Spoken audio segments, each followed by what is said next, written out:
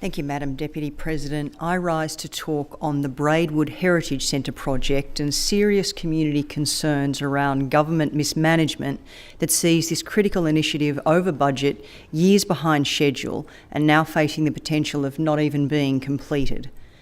Braidwood is the first and only town in New South Wales with a state heritage listing, added back in 2006 under the Labor government of the time.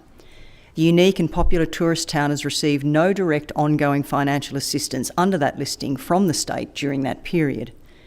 In 2020, a one-off $3.75 million joint state and federal grant was awarded for the development of the Braidwood Heritage Centre.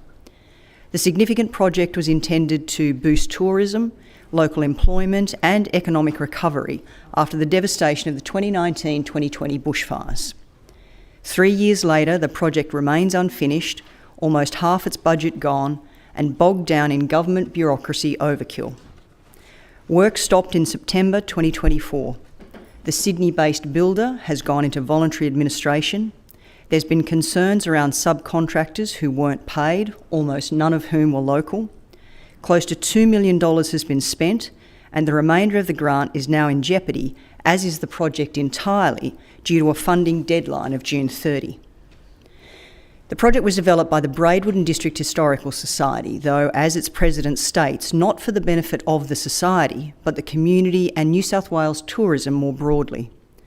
The Society also contributed land, building, assets and artefacts to ensure the success of the project. The local branch of Bendigo Community Bank has pledged $520,000 towards completion, demonstrating the overwhelming local support for the incredibly important initiative. The convoluted levels of bureaucracy have included the Queanbeyan-Palorang Regional Council, New South Wales Public Works and New South Wales Heritage. The Historical Society raised repeated concerns about the delays and escalating costs that were producing little result. A significant portion of the funding has been eaten up by architect, heritage and archaeology services, quantity surveying, power line design and power poles, geotechnical costs, DAs, fencing and supplies. All that's so far been delivered are unconnected utilities, a concrete slab and a shell for the accommodation component. It looks little more than a bomb site from World War I. The Queanbeyan-Palorang Regional Council took over the project from New South Wales Public Works a month ago. Again, why is another question that needs to be fully answered. I've been advised council has not yet issued a tender to find a new builder. So does it appear the project is no longer listed on the New South Wales Government website. The other concerns of the Braidwood Historical Society are numerous. They believe they and the expertise they offer have been sidelined and that the project is the victim of government waste and incompetence. Funds were not provided to them directly, nor were they offered the opportunity to be involved in the project to ensure a successful outcome. Communication and engagement across all the various levels of bureaucracy is stated to have been poor, if not non-existent. The current Labor member for Monero has been invited to view the site numerous times, including during other visits to Braidwood, and to date, this hasn't occurred. The current Labor federal member has visited and offered sympathies. Ultimately, time is running out. The potential complete failure of the project is imminent and real, and it will be a massive blow both socially and economically.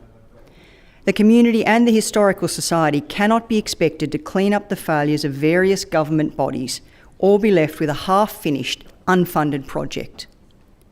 In addition, this situation raises questions around whether other heritage projects of significance throughout New South Wales are similarly being impacted.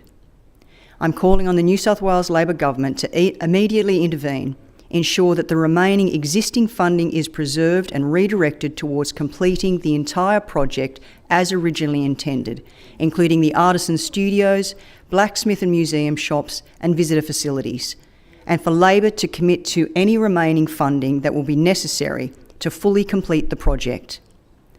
This isn't simply about renovating a museum.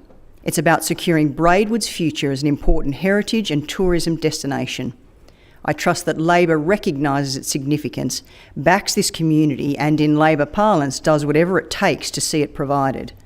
It's about demonstrating a commitment to the protection, preservation and promotion of our history and our heritage, particularly in our regions. Thank you.